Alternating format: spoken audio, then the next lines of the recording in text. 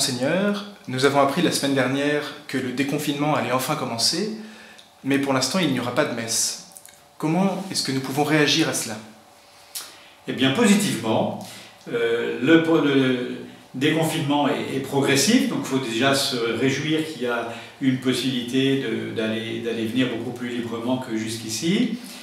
Et puis se préparer pour la suite, parce que même s'il y a un déconfinement général qui va se faire petit à petit, eh bien, on sait bien que ça ne sera pas exactement comme avant, donc il faut s'y préparer pour avoir des conditions sanitaires, notamment avec la distance physique, avec les protections qui vont s'imposer. Les chrétiens ont été déçus, parfois même en colère, à la suite des annonces du gouvernement. Comment est-ce qu'on peut sortir de cette colère et de cette impatience que nous ressentons? Alors moi-même j'étais en colère parce que les évêques de France ont préparé et proposé un plan de déconfinement qui permettrait de remettre en place des célébrations liturgiques de manière très, très cadrée. Et puis le plan a été recalé sans aucun dialogue, donc ça génère la colère.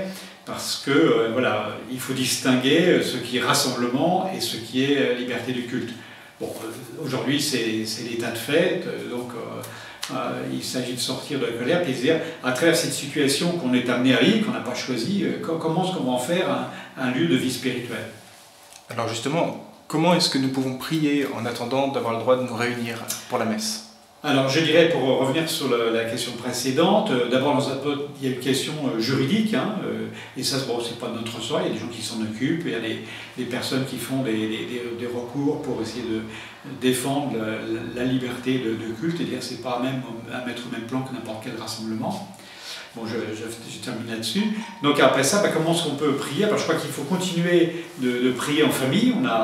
Je crois qu'il y a eu un habitus qui s'est mis en place, c'est de remettre la prière en famille, la parole de Dieu, méditer en famille. Donc ça, il faut continuer de développer ça. Et puis aussi, maintenant, puisqu'on peut élargir, eh bien aussi dans un quartier avec ses voisins, dans la limite toujours de 10 personnes.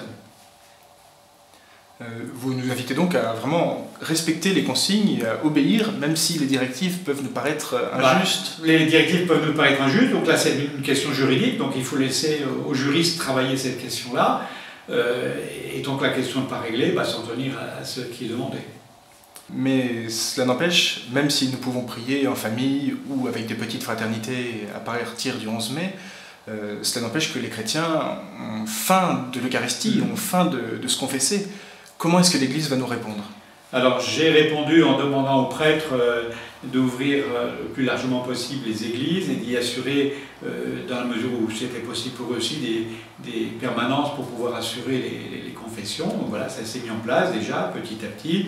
Les gens, alors dans un premier temps, jusqu'au 11 mai, dans le cadre des sorties autorisées, soit pour les courses, soit pour la promenade hygiénique, les gens peuvent passer à l'église, venir se recueillir, prendre un temps d'adoration eucharistique, se confesser. Et puis la semaine prochaine, les gens pourront aller venir dans un rayon de 100 km, donc il n'y a pas de problème.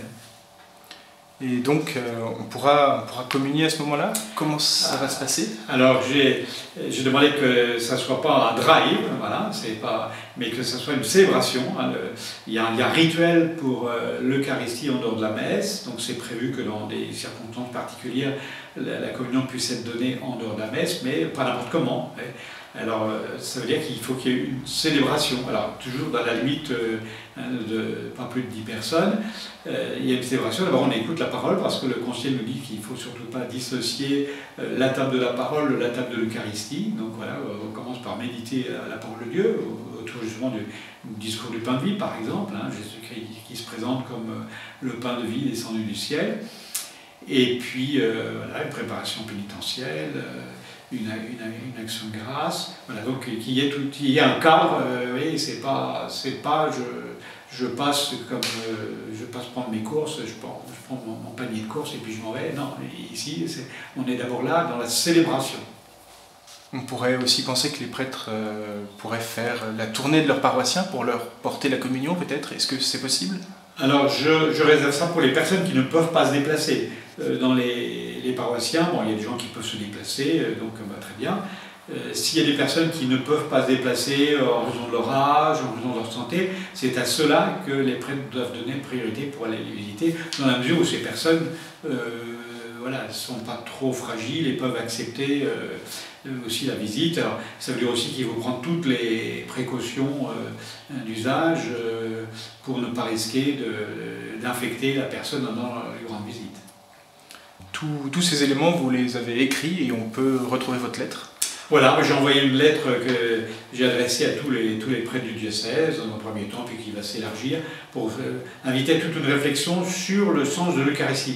Finalement, cette période que nous vivons donne fin de l'Eucharistie, et cette fin, elle a un caractère positif, c'est-à-dire qu'elle nous permet de mieux saisir l'importance, notamment du rassemblement dominical.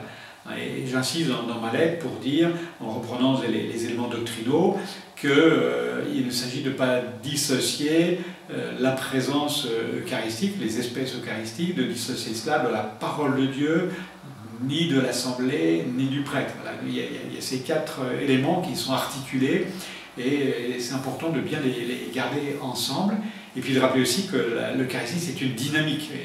Et de nous souvenir que quand on est rassemblé le dimanche pour la messe, c'est pas pour nous, hein, c'est d'abord Dieu, on est convoqué. Je rappelle que l'Église, le mot Église, ecclésia en grec, ça veut dire assemblée, convoqué. Donc si on est là, c'est pas parce que il nous a pris l'idée de sortir et d'aller à l'Église, c'est parce que Dieu nous appelle, Dieu nous y attend, Dieu nous y convoque. Et nous sommes convoqués pourquoi? D'abord pour rendre grâce à Dieu. L'objectif c'est la louange. Alors on emploie le mot messe, mais aussi le mot Eucharistie. Eucharistie, ça vient du grec, et ça veut dire action grecque, action de grâce. Donc on est d'abord rassemblés pour rendre grâce à Dieu, pour louer Dieu, pour chanter les merveilles de Dieu. Et peut-être que l'on perd ça de vue quand on vient à la messe. Et puis ensuite, un autre mot c'est le mot messe, qui veut dire envoi. Donc si on est rassemblés, c'est pour être renvoyé, pour être envoyé en mission.